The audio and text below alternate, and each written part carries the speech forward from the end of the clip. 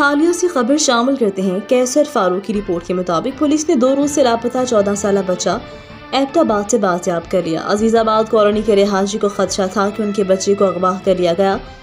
Model थाना फालिया police ने 2 रोज कबल अजीजाबाद कॉलोनी के रिहायशी की मुद्दियत में मुकदमा दर्ज किया।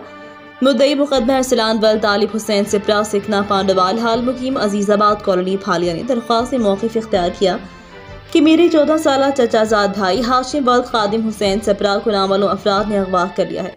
हमारी दाद रसी करते हुए मुग़वी को फौरी बाजियाब करवाया जाए। थाना फालिया पुलिस ने मुकदमा दर्ज करने के बाद अपनी पेशा वराना सलाहियतों को बरोएकार लाते हुए बच्चे की मोबाइल डाटा से लोकेशन चेक करवाई, जो पहली मरतबा खारियां पाई गई। दोबारा लोकेशन एबटाबाद पाई गई। एसएचओ थाना फालिया मोहम्मद आसिफ रांझा ने पुलिस ऑफिसर सलीम अब्बास के हमरा एहलकारों की टीम तश्कील दी। एबटाबाद जाकर अजीजाबाद कॉलोनी के रिहायशी 3 बच्चों अब्दुल्ला वल्द गुलजार हुसैन वामर 16 साल, हसन वामर 15 साल, हाशिम वल्द खादिम हुसैन सिकनाया अजीजाबाद कॉलोनी फालिया को हिरासत में ले लिया।